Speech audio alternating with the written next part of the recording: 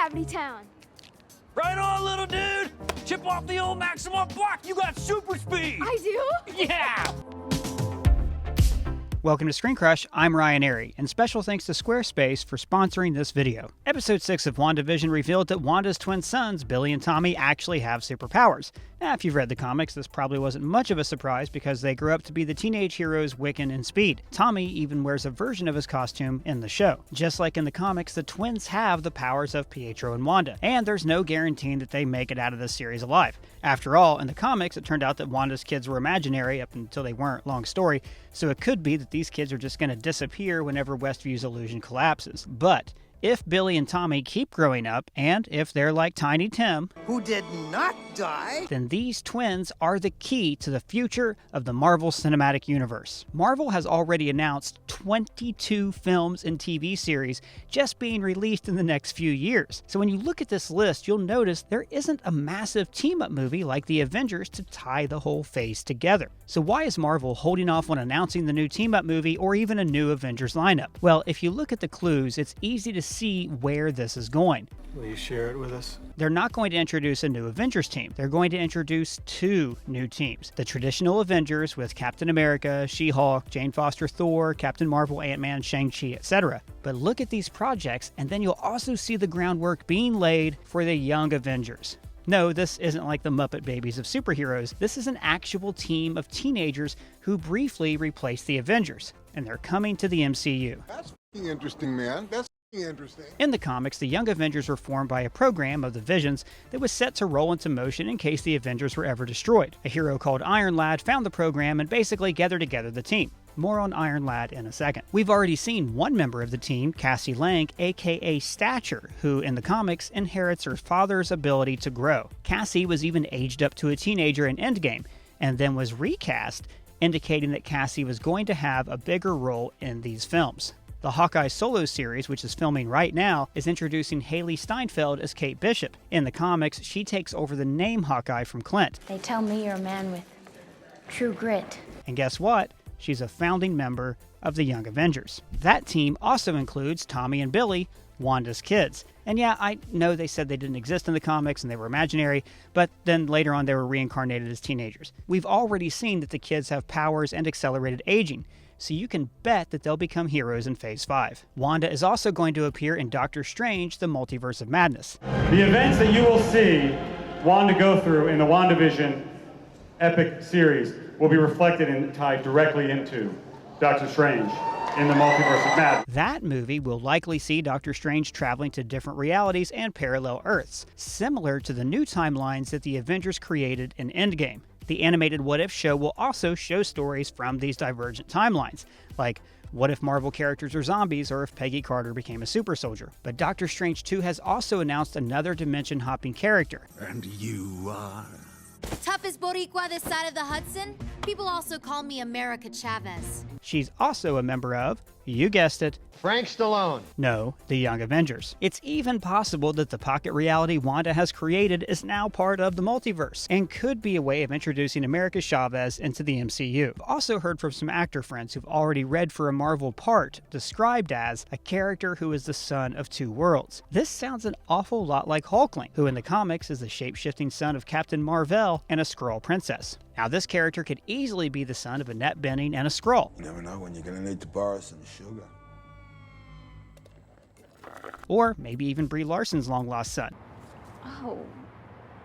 Yeah. According to the Illuminati, there's even a rumor that Hulkling will appear in WandaVision. But even if that isn't true, Miss Marvel is a new series, and she is a teenage shapeshifter who has named herself after a Kree-inspired hero, Carol Danvers' Miss Marvel, so she could also fill this role. The leader of the Young Avengers is named Patriot. He's the grandson of Isaiah Bradley, an African-American soldier who, in the comics, received an earlier version of the super soldier serum before Steve Rogers. There's a rumor that Carl Lumbly is playing him in Falcon and the Winter Soldier. Now, I don't think it's likely that in the MCU he would have taken the serum before Steve Rogers, but we know that the government was trying to replicate the super soldier serum for years.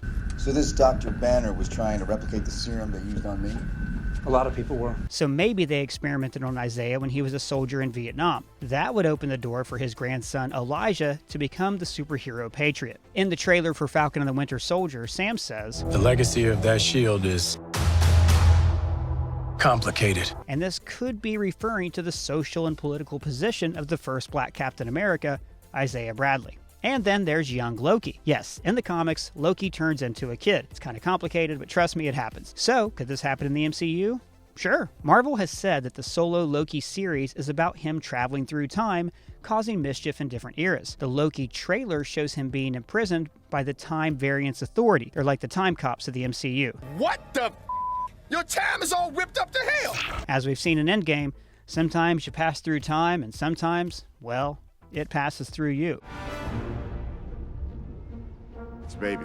So the series could end with Loki being remade into a younger version of himself, which would free up Tom Hiddleston to say goodbye to the character while allowing Loki to still cause trouble in the MCU. We even speculated that the TVA recruits Loki to stop alternate universe versions of himself that have run amok of the multiverse. You can spot another character in the Loki trailer who's going to play a huge role in the next Marvel crossover.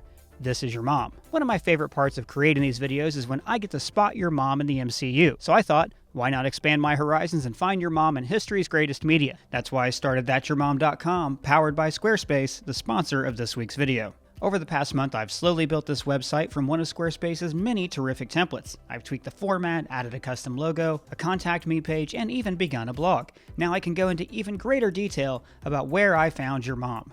Squarespace is so easy to use, contained within the browser, no plugins, no updates, no patches, ever. Adding new photos is easy.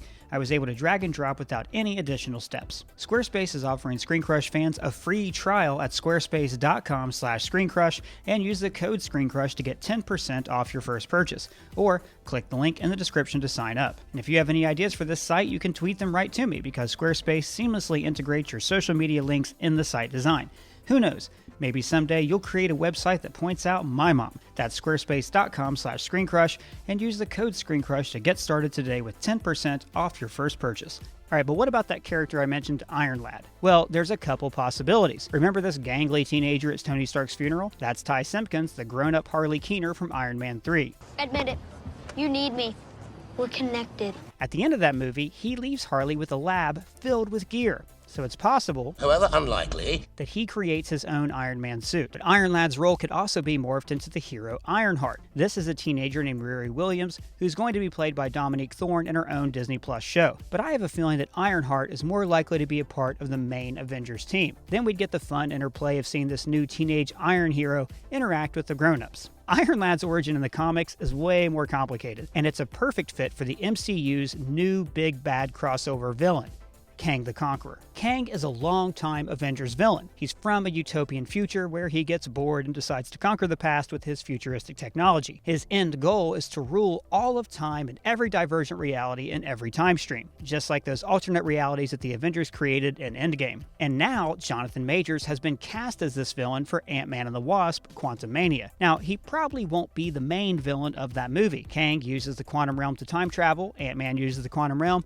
so it's easy to see where they'll butt heads. But expect Kang to be more of an overall threat, like Thanos was during the Infinity Saga. There's also a chance that Kang could be the villain controlling Wanda in WandaVision. I don't know how any of this started in the first place. In the comics, he manipulates and mind controls her because she's what's called a Nexus being. Basically, across the multiverse, she's the one constant, the life form that ties all the different realities together. See, Iron Lad is actually a younger version of Kang from the future. It's important to note that Iron Lad isn't evil in the comics. In fact, his main goal is to prevent himself from growing up and becoming evil. I told you, I can't stand my future self. I have to do whatever I can to not become a loser like him. Okay, and sidebar. What if, in the movies, Kang is actually a descendant of Tony Stark? This could be why the MCU introduced Morgan Stark in the first place, to show that she's going to continue the family line. Then, they even foreshadow another Iron Man in the family in her very first scene. It would also make sense if one of Tony's descendants used time travel because, well, he invented time travel, and Tony's entire arc was about preventing the world from being harmed by his weapons. So his descendant, Iron Lad, would have the same problem. prevent himself from harming the present with weapons from the future. But there's another reason I expect Kang, Iron Lad, and the Young Avengers to be at the center of the next crossover, because the Avengers left behind a great big mess, and their kids will have to clean it up. Think about it. If you travel to the past, that past becomes your future, and your former present becomes the past, which can't now be changed by your new future. Exactly. The hero's trip through time was reckless. It created branching, alternate realities, they let Loki escape, and there's all sorts of new divergences in the time stream. They may have even weakened the barrier between dimensions, opening the world up to an attack from the multiverse or from the future. Or, as Tony puts it, You mess with time, it tends to mess back.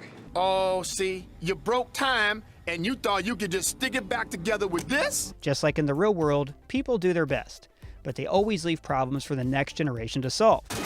Okay, Man-Bear Pig is real. If the Avengers broke the time stream, then it would be up to the new Avengers to fix it, and that all starts with a couple of babies born in a fake sitcom reality. But what do you think? Are you excited for the Young Avengers to enter the MCU? Let me know in the comments below or at me on Twitter. And if it's your first time here, please subscribe. For Screen Crush, I'm Ryan Airy.